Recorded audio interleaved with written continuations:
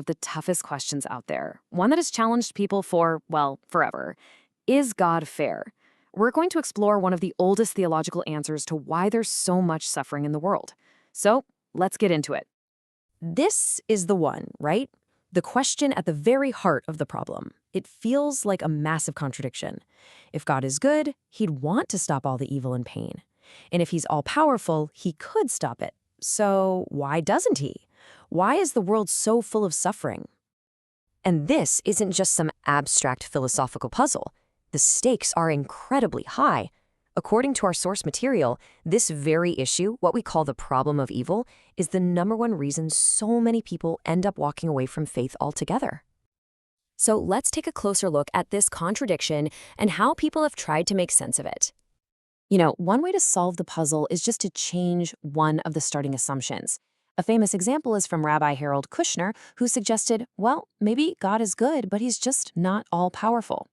The idea is that he's doing his best, but his power is limited. Now, the theology we're exploring today completely rejects that idea and takes us down a very, very different path.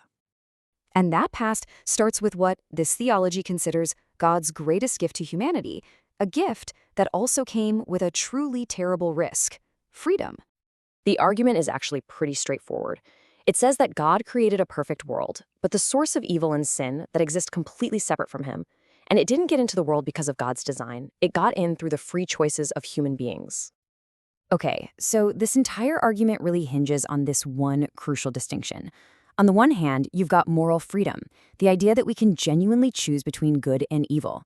But on the other hand, you have moral determinism, the belief that our choices are really just an illusion, that everything's already decided for us by our DNA and our environment, that we're not really in the driver's seat at all. Now, the source material argues that this second idea, this deterministic view, isn't just wrong, it's incredibly dangerous. And to make this point, it turns to the chilling words of Viktor Frankl, a psychiatrist who lived through the absolute horror of Auschwitz. See, Frankl warned that if you teach people that they are nothing more than a bundle of nerves, a product of their biology and their surroundings, you feed a really dangerous nihilism, this belief that life has no real meaning or purpose. And for him, this wasn't just a theory. He saw the final, terrifying results of that belief with his own eyes. As he put it, I became acquainted with the last stage of this corruption in Auschwitz. Frankl was absolutely convinced that the gas chambers of Auschwitz were ultimately prepared not in some ministry in Berlin, but rather at the desks and in lecture halls of nihilistic scientists and philosophers. I mean, what a devastating thought. Okay, so if freedom is that important, then why didn't God just step in and prevent the bad choices from happening? Well, the answer from this perspective is that to get rid of evil, God would have had to get rid of our freedom. He would have had to turn us into puppets. And in a world full of puppets, there's no such thing as real love or real courage or true sacrifice, none of the things that actually give our lives meaning. But giving us that freedom created a whole new problem. What do you do about the evil we choose?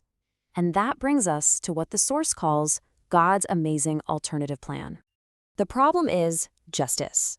According to this theology, God is perfectly just. That means he can't just ignore evil or sweep it under the rug.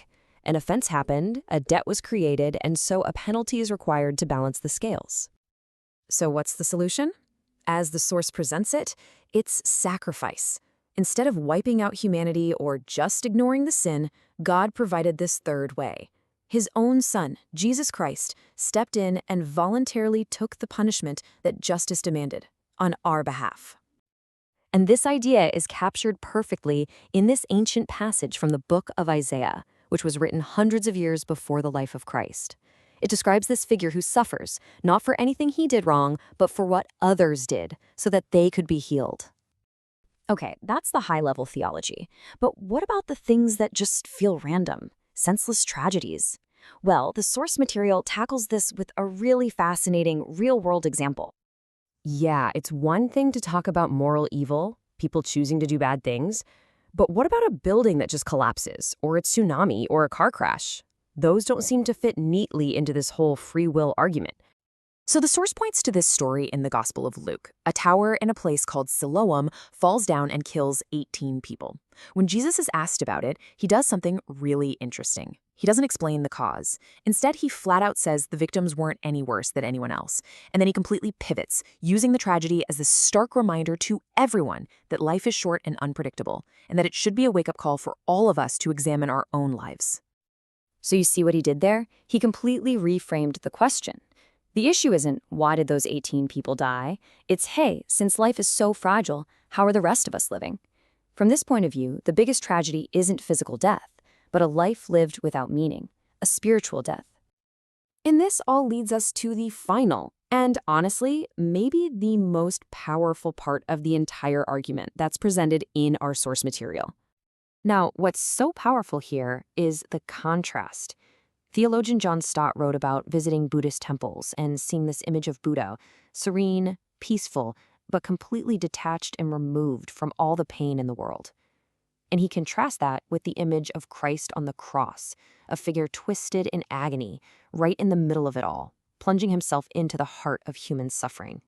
And Stott concludes with this: I could never myself believe in God if it were not for the cross. In the real world of pain, how could one worship a God who is immune to it? That is God for me. He laid aside his immunity to pain. So in the end, the Christian answer to suffering isn't a neat explanation.